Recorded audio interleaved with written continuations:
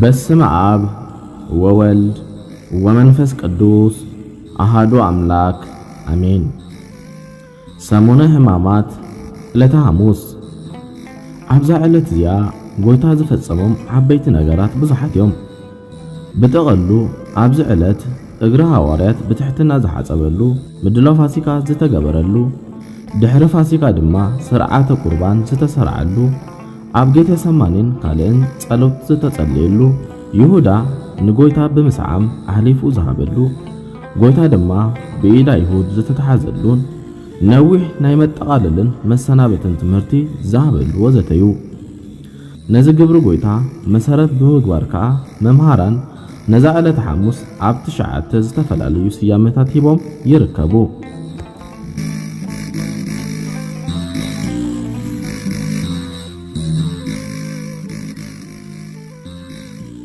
ቀዳማይ መዓልቲ ጸሎት ወይውን ጸሎተ ሐሙስ።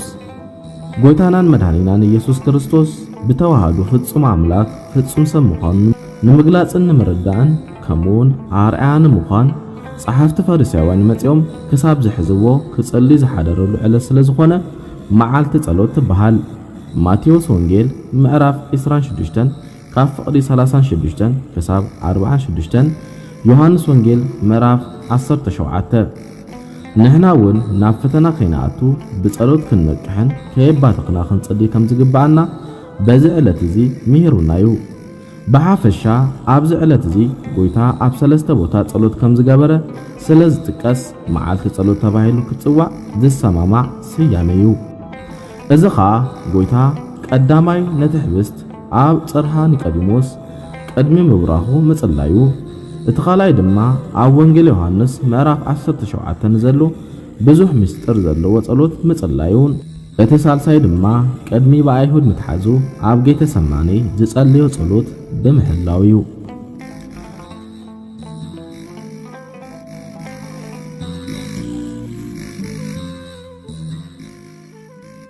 ካልኣይ መዓልቲ ህጽበተ እግር። ጎይታ በዚ ዕለት እዚ ትሕትና፣ ፍቕሪ፣ ተኣዛዚ ምዃን ከምኡውን ትርጉም ኣገልግሎት ንኸረድእን ኣብነት ንምዃንን እግሪ ደቀ መዛሙርቱ ትሕት ኢሉ ተንበርኪኹ ዝሓጸበላ ዕለት እያ። ዮሐንስ ወንጌል ምዕራፍ 13 ካብ ፍቕዲ 12 ስጋብ 29። ስለ ዝኾነ እውን ካብ ፓትርያርክ ጀሚሩ ክሳብ ካህናት ኣቦታት በብማዕረጎም ኣብ መንጎና ተረኺብካ ናትናን ናይ ህዝብኻን ሓጢኣት ሕጸብ። ንሕና እውን ናትካ ኣብነት ብምስዓብ እግሪ ንሓጽብ ኣሉና እናበሉ ኣብ ኣጸደ ቤተ ክርስቲያን ዝተረኽቡ ካህናትን ምእመናንን ብቆጽሊ ወይንን ኣውልዕን ሰዓዱን ወዘተ ይሓጽቡ። እዚ ኸኣ ጎይታ ሓጢኣት ደቂ ሰባት ክሓጽብን ከጽርይን ዝመጸ ምዃኑ ብምሳሌ ኣርኢናዩ። ብኻልእ ድማ ንሃዋርያት ምስጢረ ጥምቀት ዝፈጸመሉ ዝሰርዓሉን ዕለት እዩ።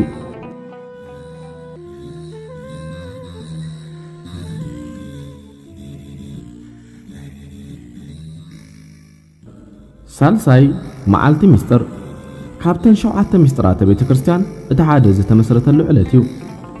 ክበልዕ ከሎ ኢየሱስ እንጀራ አልዓለ፣ ባሪኹ ቆሪሱ ነቶም ደቀ መዛሙርቱ ሃቦም፣ እዚ ስጋዩ ውሰዱ ብልዑ። ጽዋ አልዒሉ ኣመስጊኑ ድማ ከምዚ እናበለ ሃቦም፣ እዚ ምእንቲ ብዙሓት ድሕነት ሓጢአት ዝፈስስ ዘሎ ናይ ሓድሽ ኪዳን እንደመይሞ ካብዚ ኩልኻትኩም ስተዩ እናበለ ሃቦም። ማቴዎስ ወንጌል ምዕራፍ 26 ካብ ፍቕዲ 26። በዚ ድማ ንሕና ቅዱስ ስግኡን ክቡር ደሙን ተቐቢልና ምስኡ ፍጹም ሕብረት ክህልወና ንዲያብሎስ ፍጹም ስዒርና መንግሥተ ሰማያት ክንወርስ ምእንታን ዝተሰርዓልና እዩ። ነዚ መልእኽቲ ምኽንያት ብምግባር ምእመናን ብንስሓ ተሓጺቦም ስጋው ደሙ ክቕበሉ ኣጥቢቓ ቤተ ክርስቲያን ተተሓሳስብ እያ።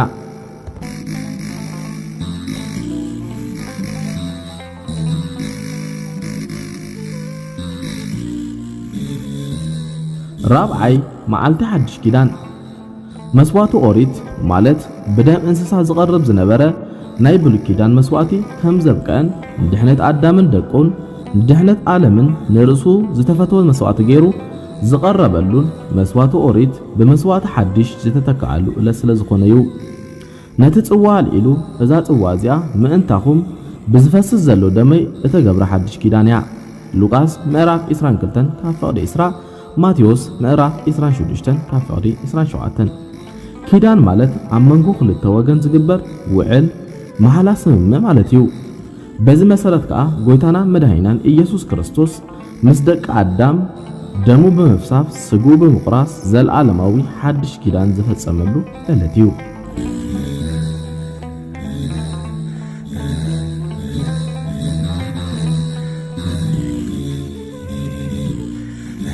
ሓምሻይ መዓልቲ ነጻነት ካብቲ ብውርሻ ንኹሉ ደቂ አዳም ባርያ ዲያብሎስ ዝነበረ ዕዳን ናብራ ባርነትን ከም ዘብቅዐን ዳግማይ ክብርና ከም ዝተመልሰን ሓርነት ዝተኣወጀሉ ዝተረጋገጸሉ ዕለት እዩ።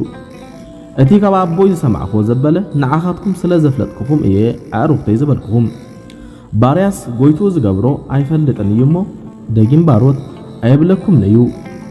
ዮሐንስ ወንጌል ምዕራፍ 15 ካብ ፍቕዲ 15 ኩልና ውልድ ክርስቶስ ዝኾና ካብ ባርነት ኃጢአት ርሒቕና ግብሪ ጽድቅና ሰርሕና ምስ ኣምላኽና ንተዓረቐሉ ምግባር ክህልወና ይግባእ። ደጊም ባሮት ኣይክትበሃሉን ኢኹም ተባሂልና ኢና። ዘለና ዝተዋሃበናን ጸጋ ክብርን ሸለሊልና ካብ ርትዕቲ ሃይማኖት ርሒቕና ሰናይ ምግባር ኣጥፊእና ዳግማይ ባርያ ዲያብሎስ ከይንኸውን ክንጥንቅቕ ይግባአና። ቀዳማይ ጴጥሮስ ምዕራፍ 2 ካብ ፍቕዲ 10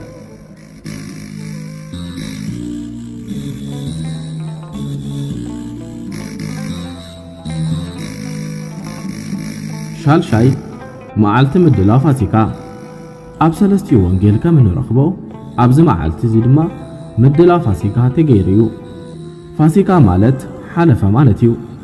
እዚ ከዓ እስራኤላውያን ኣብ ምድሪ ግብፂ ኣብ ባርነት እንከለዉ ቅድሚ ሓራም ውፅኦም እግዚአብሔር አምላክ መልአኩ ልኢኹ ንሙሴ ነቢያት ነፍሲ ወከፍ እስራኤላዊ ሓደ ዓመት ዘይገበረ በጊዕ ሓሪዱ ንልዳት ገጹ ብደም ገንሸል ምልክት ይግበረሉ። ሽዑ መልአክ እግዚአብሔር አምላክ ንመቕዘፍቲ ሞት በኹሪ ተኣዚዙ ክመጽእ ከሎ ነቲ ምልክት ርእዩ ንእስራኤላውያን እናሓደገ ንግብፃውያን ከም ዝቐዘፈ ተነገሮ። ነቢ ሙሴ እውን ንኹሎም እስራኤላውያን ነገሮም፣ ንሳቶም ከም ዝተኣዘዝዎ ፈጸሙ።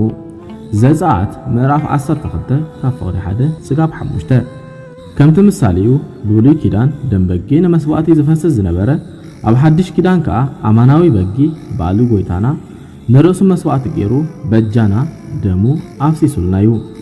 በዚ ኸኣዩ ትንሣኤ ጎይታናን መድኃኒናን ኢየሱስ ክርስቶስ በዓለ ፋሲካ ተባሂሉ ዝጽዋዕ። በመፍሳስ ደሙ ሞተ በኩሪ ዝተባሃለ ሞተ ነፍስ ኣርሒቁልና እዩ።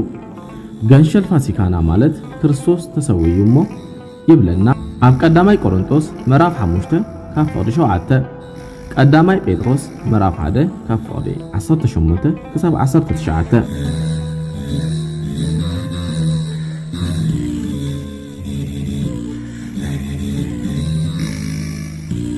ሻውዓይ መዓልቲ ትእዛዝ ኣብዛ ዕለት እዚኣ ጎይታ ዝተፈላለዩ ክግበሩን ክፍጸሙን ዘለዎም ትእዛዝ ስለ ዝዓዘዘ ናይ ትእዛዝ መዓልቲ ተባሂላ ትፍለጥ። እዚ እውን ኣጋር ሐዋርያት ድሕሪ ምሕፃቡ ንስኻትኩምን ከምግበሩ ኢሉ ዝኣዘዞ እዩ። እዚ ድማ ናይ ትሕትና ፍቕሪ ኣብነት እዩ። ብዘይካ ምሳሌ እዩ ኣብ ቤተ ክርስቲያን ኣብዚ ዕለት ክፍጸም ንሪኦ ኣብ ሃገርና እውን ኣብ ውሽጢ እቲ ሕብረተሰብ እቲ ትእዛዝ ንዘመናት ዝተፈጸመን ኣብ ስድራ ቤታዊ ምክብባር ኣትሒዙ ዝፍጸም ዘሎን እዩ። ኣብ ከተማታት ምስ ማዕበለ ደኣ እናተረፈ ይኸይድ ኣሎ እምበር እዚ ዓብይ በረከት ዘለዎ ሰናይ ግብሪ ኣብ ሃገረሰብን ብዓብይ ድማ ኣብ ገዳማት ሃገርና ጋሻ ኣብ ምቕባል ዝረአ ቀዳማይ ተግባር ብምዃኑ ኣዝዩ ባህ ዘብል ቅዱስ ባህሪ ከም ዝኾነ ዘርእዩ ጸኒዑ ድማ ክቕጽል ዘለዎ እዩ። እቲ ካልእ ትእዛዝ ድማ ኣብ ጌተ ሰማኔ ናብ ፈተና ከይተኣትዉ ተጊኩም ጸልይሉ ብዛዕባ ጸሎት ዝኣዘዞ እዩ። እቲ ሳልሳይ ድማ ስርዓተ ቁርባን ድሕሪ ምስርዑ ከመዝ ግበሩ ተዝካርየ ብዝብል መሰረት ስቕለቱን ሞቱን ትንሣኤኡን ወዘተ እናዘከርና ኣማናዊ ዝኾነ ቅዱስ ስግኡን ክቡር ደሙን ወትሩ ክስራዕ ከም ዘለዎ ተዳሊና ክንቀበሎ ዝኣዘዞ እዩ ነቲ ካልእ ትእዛዝ እውን ከምኡ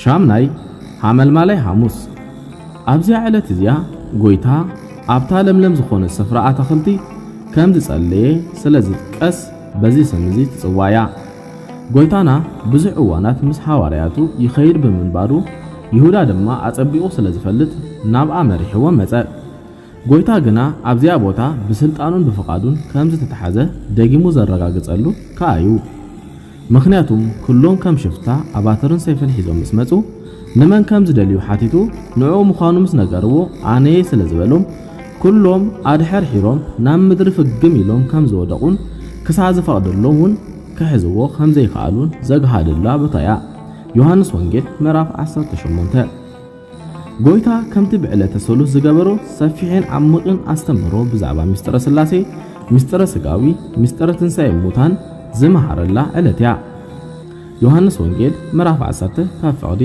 16 ነዚ ትምህርቲ ድማ ዓሚቕካ መፍላጥን ምርድኡን ከም ዘደሊ ንኸረድእን ስለዝደለዩ ነዚ ሰፊሕ ትምህርቲ ዝሃቡ እምበር ብተኣምራት ገይሩ በቐሊሉ ከረድኦ ምኻለ ብተወሳኺ ምእመናን ኣብ ቤተ ክርስቲያን ተረኺቦም ንዝወሃብ ትምህርቲ ብግቡእ ክከታተሉን ንዘይተረድኡን ክሓቱ ከም ዝግባእ ንመሃር ኢና ከመይሲ ደቂ መዛሙርቱ ጎይታ ነቲ ንሱ ዝመሃሮ ትምህርቲ ክከታተሉ ንዘይተረድኦም ክሓቱን ክርድኡን ኣብዛ መዓልቲ እዚኣ ንርኢና እዛ ዕለት እዚኣ ጎይታ ቅድሚ ስቕለቱን ሞቱን ንመወዳእታ ሰዓት ምስቶም ዝሓርዮምን ዝፈትዎምን ሐዋርያት ብሓባር ዝተረኸበላ ዘመሃረላን ዕለት እያ እቲ ቅዱስ ቃል እውን ንሱ ናብ ዝቐደመ ክብሩ ናብ ባህሪ ኣቦ ዝኸደላ ግዜ ከም ዝበፅሐት ፈሊጡ ነቶም ዘፍቅሮም ኣብዛ ዓለም እዚኣ ዘለዉ ናቱ ክሳብ መወዳእታ ከም ዘፍቅሮም ዝገልጸላ እያ ስለዚ ፍቕሪ ናይ መወዳእታ መእሰሪ ምዃና እዩ ዝምህረና ካልእ ጎይታና መድኃኒናን ኢየሱስ ክርስቶስ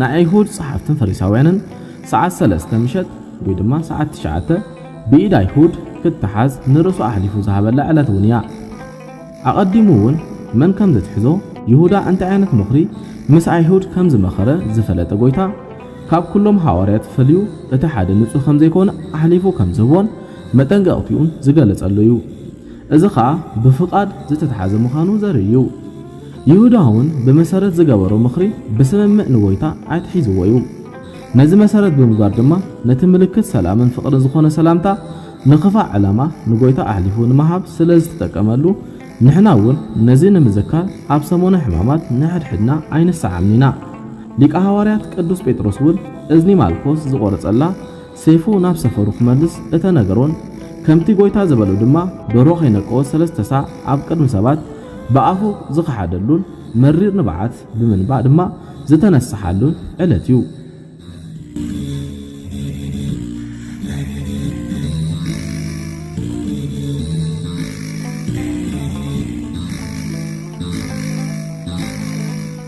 ታሽዓይ ስርዓተ ሐሙስ እዚ መዓልቲ እዚ ካብ ካልኦት ብፍላይ ኣብ ሰሙን ሕማማት ዝቕደሰሉ ዕለት እዩ ይኩን ዳ እምበር እቲ ዝፍጸም ስርዓት ቅዳሴ እውን ካብ ካልእ መዓልትን ምሳሌን ብዘለዎ ኣገባብ ቁርፍል ዝበለ እዩ እዚ ከዓ ኣይሁድ ንጎይታ ንምሓዝ ብናቶም ሓሳብ ኣድብዮም ብስውር ቀሲሎም ዝሓዝሉ ዕለት ስለ ዝኾነ ነዚ ንምዝካር ኣብዚ ዕለት ብላውሳስ ብዘይ ዓው ዝብል ድምፂ ተሰጥቶ እዩ እቲ ቅዳሴ ዝፍጸም ኣብዚ ዕለት እዚ ከምቲ ጎይታ ንሐዋርያት ዝገበሮ ንሳቶምን ንሕድሕዶም ድማ ከምኡ ክገብሩ ስለ ዝተኣዘዙ ቅድስት ቤተ ክርስቲያን ድማ ብዝምስጥ ስርዓት ንመዘከርቱ በረከትን ንምውሳድ ሕፅበተ እግሪ ቅድሚ ቅዳሴ ይፍጸም እዩ ድሕሪ ቅዳሴ ድማ ነዚ ዕለት ብፍላይ ዝዳሉ ህብስትን ጥጥቆን ብሓባር ይብላዕ ወስብሐት ለእግዚአብሔር ወለወላዲቱ ድንግል ወለመስቀሉ ክቡር አሜን